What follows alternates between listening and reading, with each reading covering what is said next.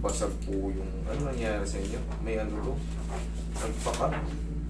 Ano po yung parang napilipit yung kulay ko. Nagano ko siya. Oo, bumaon eh. Oh. Meron yung nagbubunin siya. Wala, bumaon po siya ma'am eh. Sino po nagpilipit ito?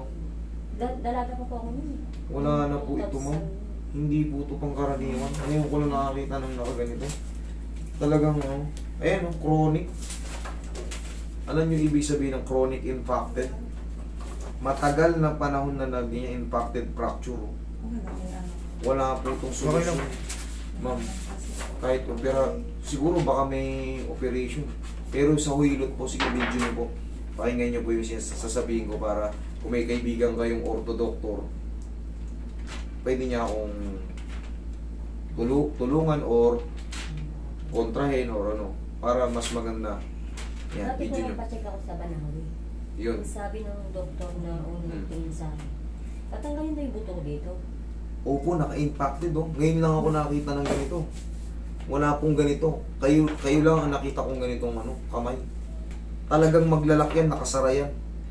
Pakikita ko sa inyo, no? Pero nga na cellphone. Sino may cellphone? Wala mo cellphone. Pero nga cellphone. Pakikita ko sa inyo yung tamang x-ray ng kamay. Ngayon lang ako nakakita ng ganito, magkarugtong. Tingnan nyo.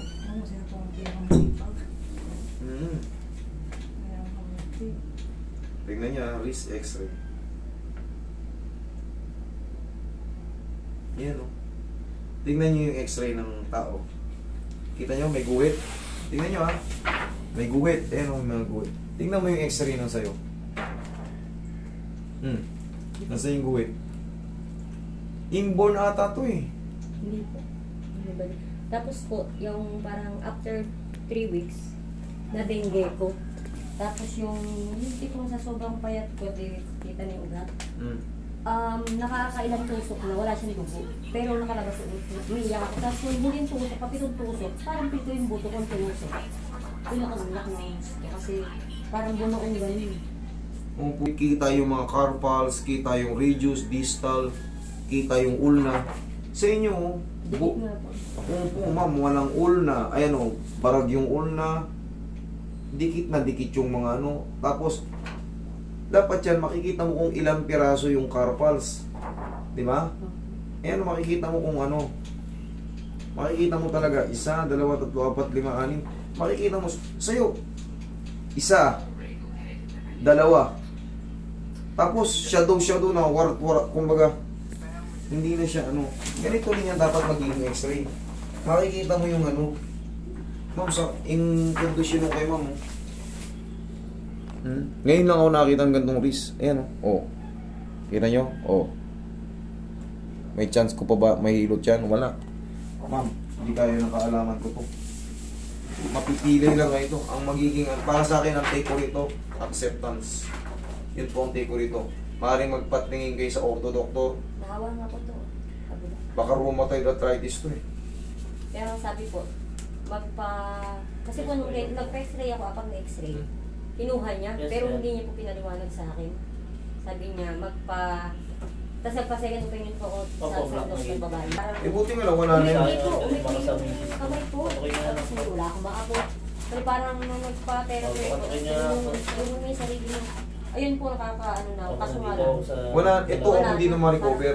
Yung mga ugat na naipit, possible na matanggal. Pero ito ma'am, pag pinilit ko to, wala siyang joint. May joint siya kaso nakabaon yung ano, nakabaon yung lunate mo sa radius. Dapat nga nakahiwala yun. Makikita mo, di ba? Ma'am, wala. Sabi nga daw po, mabubasag ko lang yung mga buto niyo. Sabi niya ba? Nagdikit. Bakit nga nagdikit? Kaya nga ma'am, mayroon kayong ibang condition. Ang take ko dyan is acceptance. Ito rin po, nakawala. Ganyan din po yan.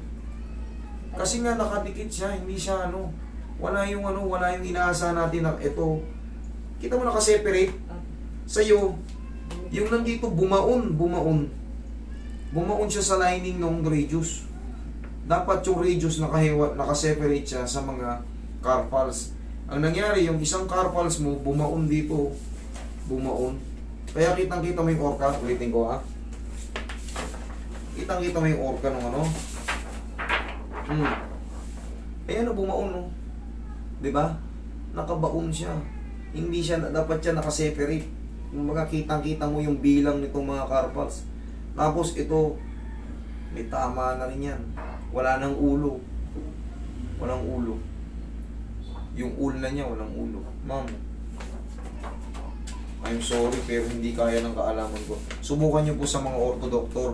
Baka mabigyan kayo ng mga i-repair kayo sa ano. Pero sa therapy, wala. Baka kailangan ito yung ano. Tingin ko sa akin bahala na yung iba. Sa akin, operation yan. Ooperahan yan. Kaya po sabi, Tatanggalin yung pinakaano na yun. Ay, ayun nga po, parang pinayo sa akin na para matupi nyo. Pero kung naman nakakapagtrabaho naman kayo, nakapagtrabaho naman po, kaya parang siguro pagka siyempre sobra, kulang. lalo Sumasakit. na pag malamig kasi sa meron kaming business na isda, pag gabi ayun matigas na. Yun lang ang pinakagagawin nyo. Kunyari, nag-business kayo ng isda, ganunin nyo lang. Kahit pa paano, bumili kayo ng pau, ganun. Ako meron. Yun lang po may tutulong ko dyan, advice lang. Pero kung pakialaman ko yan, mamamaga lang yan, ma'am. Ayoko mangyari yun. Siyempre, alam ko na yung kondisyon nyo. Hindi ko pwedeng, alam ko namang walang may tutulong, makakasakit lang ako. Never kong gagawin sa inyo. Kaya kailangan talaga, maganda yung sinasabi ko, magdala kayo ng x-ray nyo para malaman natin kung ano yung pagkakamali dyan. Hindi tayo bara-bara. Okay, ma'am? I'm sorry. Pero yung ganito, wala naman kayong babayaran sa akin. Ma'am, mas the best dyan, punta kayo sa orthodoctor. Sila kasi yung expert sa bone. Pero kung dislocate lang yan, sus, nakita nyo, kahit nagsisheti-sheti rito, nakakaya. Pangod pa nga po yung ano niya. Pero pag ganyan, parang inborn yung ano nyo. Hindi ko masasaktan ko lang Kakaiba kayo. yung kamay mo, te. Kakaiba nga eh. Oo, te mo. Kasi ang ugat niya, nakala mo yung ano, bulati, ang lalaki niya, kala mo yung ano, yung dati nung hindi ko pa ano, na dengue ko, di ba? After nun, doon ko naramdaman na naman yung katawan ko. Parang patay yung katawan niya. Alam mo ko lang yung sarili. Tapos punta akong banal. Yun, sabi, tatanggalin na yung buto ko dito. Meron ngang babaklasin dun. Nakatukot din, ma'am eh. Hindi Kasi ko- lalagyan na po ito. Panagan ako dito sa nararamdaman. Yes. Kasi umaasa din. Pero yan naman, ang mahal nga, still alive, nakakapagtrabaho tayo. Opo. Yan na lang, ganun. Kaya po lang mamagas. So, Para hindi na kayo gumasos ng ano, malaki. Okay? Po, thank you po. Ang mahal nga, still alive, still kicking. Mas maganda pa ngayon, baka mamaya.